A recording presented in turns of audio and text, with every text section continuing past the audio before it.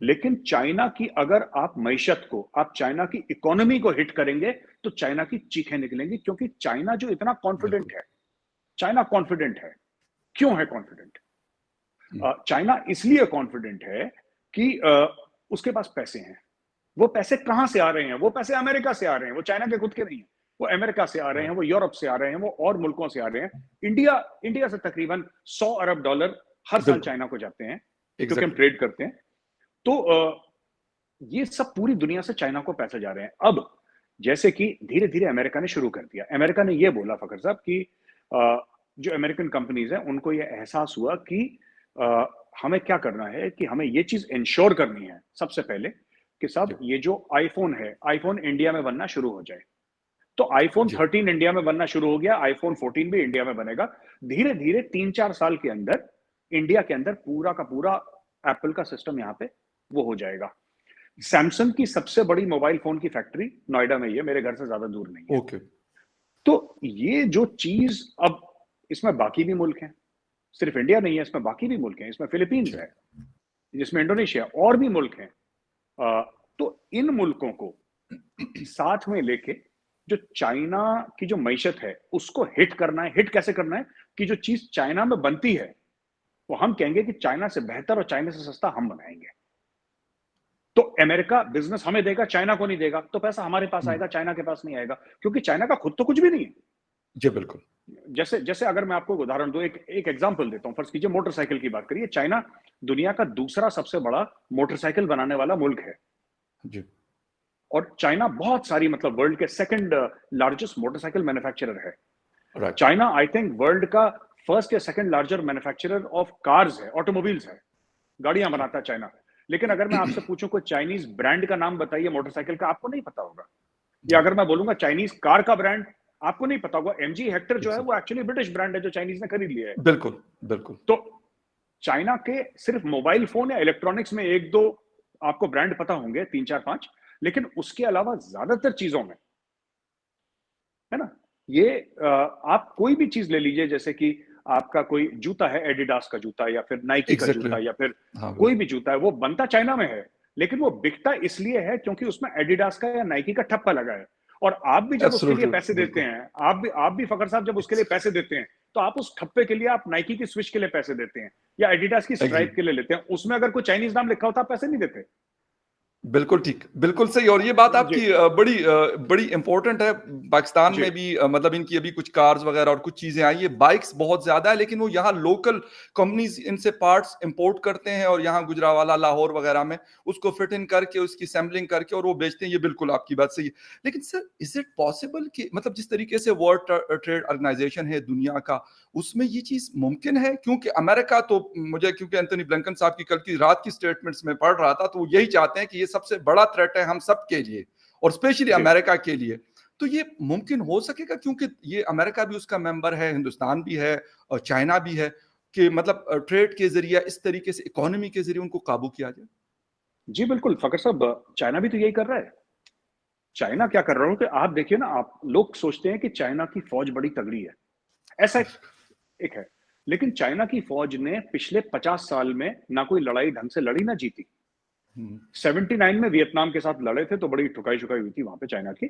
China ने कोई लड़ाई नहीं लड़ी, जंग नहीं लड़ी। अच्छा, चाइना इन्वेस्टमेंट कर देगा 10 जगह, चाइना हम्म, अपनी फौजें नहीं डालेगा। जो पीएलए है, हम्म, पीएलए कभी नहीं जाएगी लड़ने के लिए, क्योंकि चाइना को पता है कि लड़ाई में क्या होता है, लोग भी मरते हैं। लड़ाई में क्या होता है कि पूरे जो ऑप्टिक्स है ना लड़ाई के, वो चाइना जी अभी रेडी नहीं है। हो सकता है आज से 10 साल बाद चीन तैयार हो जाए और अपनी फौजें बाहर भेजे, लेकिन आज की तारीख में चाइना नहीं भेजेगा फौजें, आज की तारीख में नहीं भेजेगा। इसमें हमें 2-3 बातें समझनी है। पहली जी चीज तो ये है कि चाइना क्या करता है। चाइना की इकोनॉमी बहुत हाईली कंट्रोल्ड है। जी बिल्कुल। उसमें टैक्सेशन क्या, आप, मैं बता रहा हूं आपको, किसी चाइना की बड़ी बड़ी कंपनीज हैं, अगर आप उनके पीछे ये निकालें कि इस कंपनी का मालिक कौन है, सॉरी, हम्म, इस कंपनी का मालिक कौन है, तो जब आप पीछे जाते जाएंगे तब कहीं ना कहीं बड़ी बड़ी कंपनियों में आपको पता लगेगा कि उनके जो मालिक है, जो उनकी शेयर होल्डिंग है, कहीं ना कहीं पीएलए के पास है, पीपल्स लिबरेशन आर्मी के पास। जी तो इनका बड़ा स्ट्रांगली हेल्ड मामला है चाइना का। एवरीथिंग, आपने वो पाकिस्तान में ऐड आती है क्या कि ये मोटरसाइकिल में 1 लीटर में इतना देती है?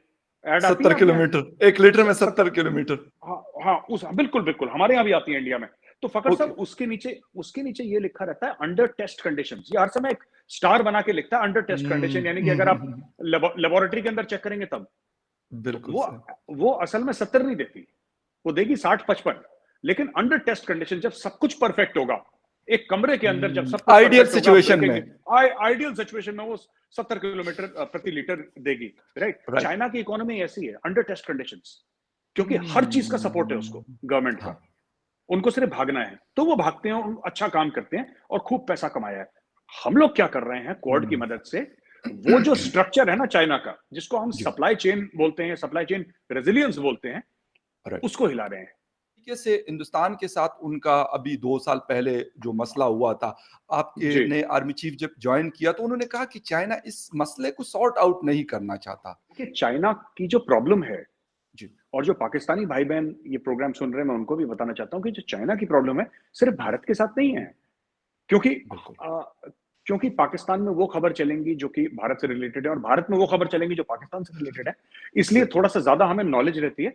लेकिन चाइना का जो बॉर्डर का डिस्प्यूट है, जो सरहद का झगड़ा है चाइना के साथ, वो तकरीबन 22 मुल्कों के साथ है। चाइना के साथ सरहद का मामला उन मुल्कों के साथ भी है फखर साहब जिनके साथ उसकी सरहद नहीं मिलती। एग्जैक्टली, बिल्कुल। हाँ, यानी कि 2-3 मुल्क छोड़ के भी उसका सरहद का मामला कि ये भी हमारा है, ये भी हमारा है। ये तो छोड़ दीजिए ना कि मुसलमानों पे तशद्दुद करी है और 15 लाख मुसलमानों को जेल में, वो छोड़ दीजिए, वो एक अलग बात है। जी। उन्होंने वो कुरान शरीफ को दोबारा लिख रहे हैं। हाँ बिल्कुल, ठीक है, वो कह रहे हैं आईफोन से हटा दिया उन्होंने। हाँ, उन्होंने नहीं सर, एक तो ऐप हटा दिया, वो तो अलग बात है। बिल्कुल। वो कुरान शरीफ जो वहां पे बटेगी मुसलमानों को, वो दोबारा लिख के, ये किसका हक हो सकता है कि कुरान शरीफ को दोबारा लिखे? किसी का हक नहीं है। ये किसी इंसान का इख्तियार नहीं है, पहली चीज। दूसरी चीज ये है कि उसका कंट्रोल नहीं है इस पे। ठीक है, दूसरी चीज मैं आपसे बताना चाहता हूं कि यहाँ पे कुछ नाम हैं, जैसे कि मोहम्मद नाम है, आप अलाउड नहीं है वहां पे रखना। ये क्यों नहीं है ये? तीसरी चीज है, वहां पे अगर आप सरकारी नौकरी है तो आप रोजा नहीं रख सकते, आप दाढ़ी नहीं रख सकते, आप नमाज नहीं अदा कर सकते। ये तो एक किस्म की बातें हैं। आप मैं माफी चाहूंगा आपके जो भी व्यूअर्स हैं उनसे भी बोलने से पहले कि फखर साहब, मुझे ऐसा लगता है कि जहां तक मुसलमानों का जो हक है, मैं मुसलमानों के हक के दायरे की बात कर रहा हूं, उसमें मुसलमान का सबसे बड़ा दुश्मन मुसलमान है, बाहर से मुसलमान का दुश्मन नहीं है कोई। I agree with you. ऐसा है फखर साहब कि यासिन मलिक जो कहते हैं कि इंसाफ नहीं हुआ, देखिए वो हमारे कोर्ट ने करा है। और एक एग्जांपल मैं आपको देता हूं, जो जिन पाकिस्तानी को शायद नहीं पता है इस मामले में, मैं आपको देता हूं।